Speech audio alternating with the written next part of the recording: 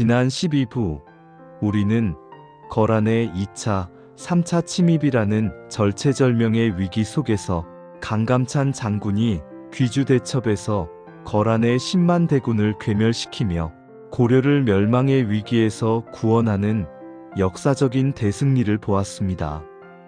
서희의 지혜와 강감찬의 용맹으로 북방의 위협을 물리친 고려는 이제 자주적이고 안정적인 국가로 더욱 굳건히 성장하는 듯 보였습니다.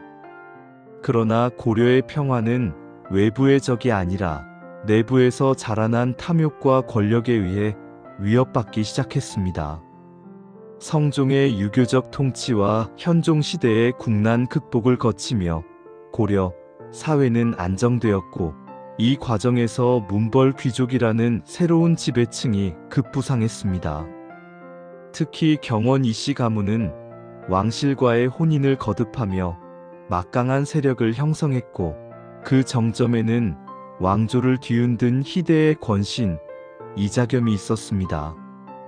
오늘 우리는 건국신화, 호족의 시대 13번째 막을 올리며 고려의 왕권을 농락하고 국정을 농단한 문벌 귀족 이자겸의 탄생, 그가 왕실을 혼인으로 잠식하며 막강한 권력을 장악해 나가는 치밀한 과정, 그리고 왕을 허수아비로 만들고 자신이 진정한 지배자가 되려 했던 탐욕의 끝을 스릴과 박진감 넘치게 추적합니다. 찬란한 고려를 뒤흔든 내부의 검은 그림자가 지금부터 펼쳐집니다. 거란과의 끈질긴 전쟁에서 승리하며 국력을 공고히 한 고려는 외세의 위협에서 벗어나 점차 안정기에 접어들었습니다.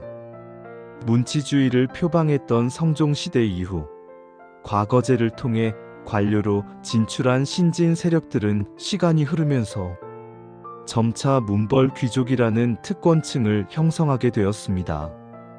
이들 문벌 귀족은 혈통과 가문을 중시하며 대대로 관직을 세습하고 음서제, 공신의 자손을 시험 없이 관직의 등용을 통해 자손들의 출세를 보장했습니다.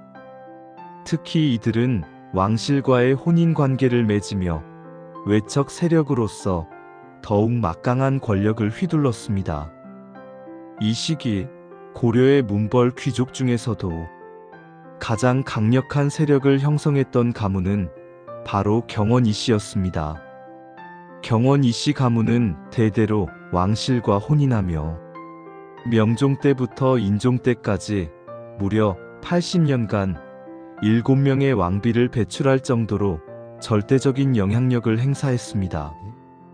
이러한 압도적인 배경 속에 이자겸이라는 인물이 등장합니다.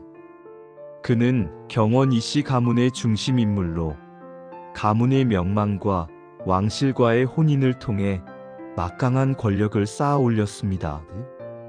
이자겸은 숙종 때부터 정치 무대에 등장하여 빠른 속도로 승진했습니다. 그의 권력 기반은 바로 인종이었습니다.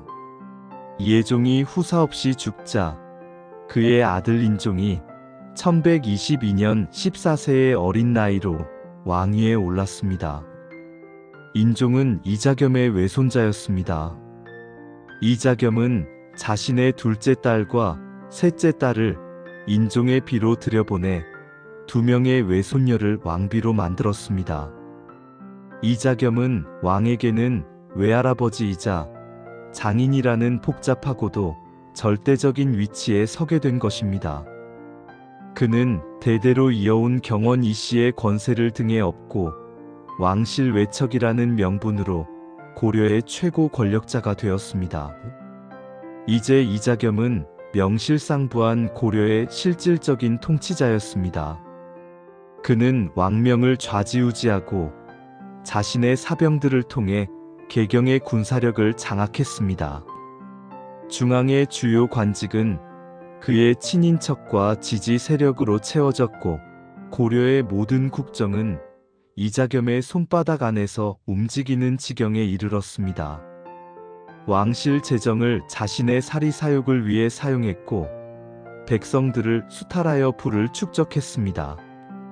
이자겸의 권력은 하늘을 찌를 듯 했습니다. 그는 스스로를 국공이라 칭하고 자신의 저택을 궁궐처럼 꾸몄으며 심지어 왕과 동일한 규모의 가마를 타고 다녔습니다.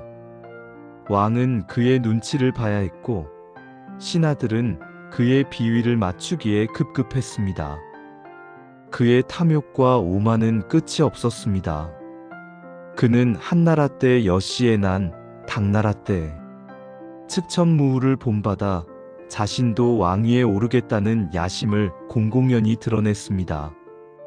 고려 왕실은 사실상 이자겸의 소나귀에 놀아나는 허수아비로 전락했고 왕권은 바닥으로 추락했습니다. 당시 인종은 이자겸의 셋째 딸이자 외손녀인 인종 비순 덕왕후와 결혼했고 나중에는 이자겸의 여섯째 딸을 인종의 비로 다시 맞이하게 됩니다. 이렇듯 이자겸은 자신의 딸들을 모두 인종의 왕비로 들여보내는 폐륜적인 혼인을 통해 왕의 장인이자 외할아버지라는 전대미문이 권력을 장악하며 고려의 역사를 뒤흔들었습니다. 이자겸의 권력 남용은 결국 고려 사회 전반에 걸쳐 심각한 부작용을 낳았습니다. 국정은 문란해지고 부정부패가 만연했습니다.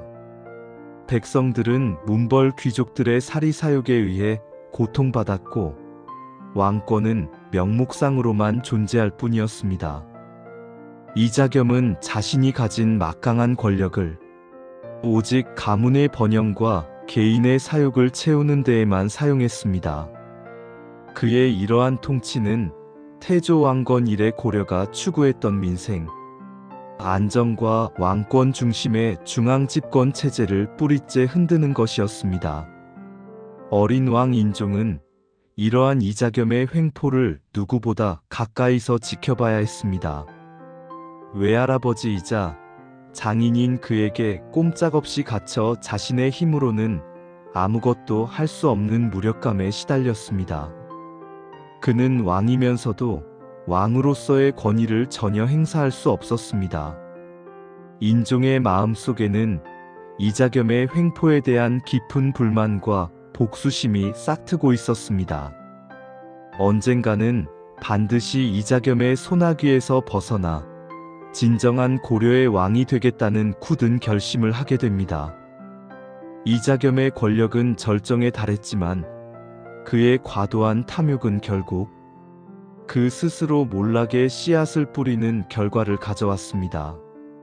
왕실을 넘보려 했던 그의 야심은 겉으로 드러나지 않았던 수많은 적들을 만들어냈고 그의 권세는 흔들리기 시작했습니다. 고려 왕조는 건국 이래 외부의 적보다 더 무서운 내부의 적, 즉 왕권을 잠식한 권신의 존재로 인해 최대의 위기에 직면했습니다. 찬란한 통일 국가 고려는 이제 탐욕스러운 문벌 귀족 이자겸의 그림자 아래에서 허덕이고 있었습니다.